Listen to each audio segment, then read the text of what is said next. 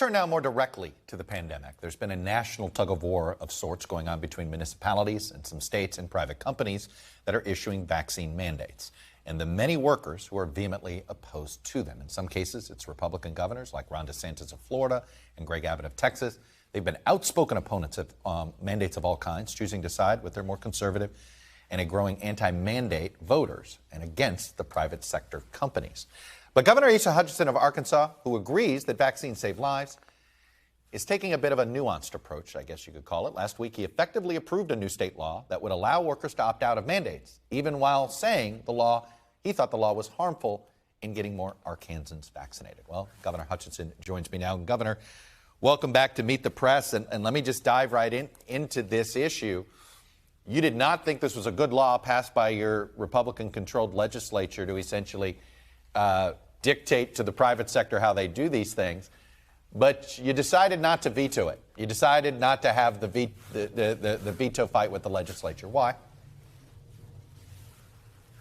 Well, the principal reason is that the whole debate on mandates takes away from the efficacy of the vaccines themselves and our push to increase vaccination rates. Ever since the president reversed his position and first said that we weren't going to have federal mandates, and then he switched and said we are going to have federal mandates, and then some of the states came back and said, well, we ought to have state mandates, push back against the federal mandates. All of this slowed down acceptance of the vaccine and increased resistance. And so I'd like to see us get back to, without the mandate battle, let's just encourage the vaccine acceptance, build confidence in it, and that's the direction we need to go. My heart goes out to these workers that many of them say, we're not anti-vax, we're just anti-mandate, and they're making a principled stand, and that sort of makes the point that the mandates are not being beneficial. So I push back here in Arkansas that we don't need to counter a federal mandate on our employers with a state mandate on our employers. That's just the wrong direction, and I made that point. Well, I want to ask you, though, if we got some evidence here that mandates work. Let me show you some statistics in your state. On August 1st, 36% of the state was fully vaccinated. After the vaccine mandate was announced, and you had companies like Tyson's and Walmart in your state essentially announce their own vaccine mandates, vaccine acceptance went up 30%, got 46% of the state now. Is that not evidence that the mandates by Tyson's and Walmart have had an impact? Well, absolutely. It does indicate that, and it's not just there, but our healthcare workers, many of our hospitals have put in a requirement for vaccines, and the rate goes up. So yes, there is an effectiveness there. And so let me make it clear that when I say I don't believe we ought to be engaging in mandates, I'm speaking of the government mandates, whether it's a federal government mandate or a state government mandate.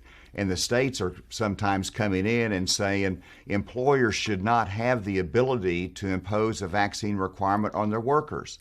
To me, that's the wrong direction as well. It's not practical in terms of creating that debate, but it's not principled either.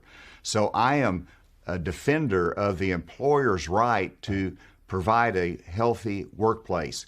You would have just as many workers say, I don't want to work there because it's not a healthy workplace because not everybody's going to be vaccinated. The employers are in a tough position. They should have the prerogative to make those decisions, and I support that. You know, there is a lack of consistency now in your party, not with you on this issue, but this sort of government intervention with the private sector.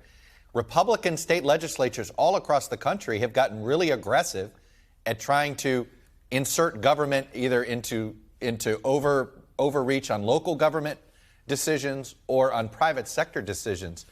Are you concerned about the direction of your party, that there is this sense of it's not a small government party anymore, it's a my government, my way party, if you will, at least in these state legislatures? Well, it's an important debate on liberty.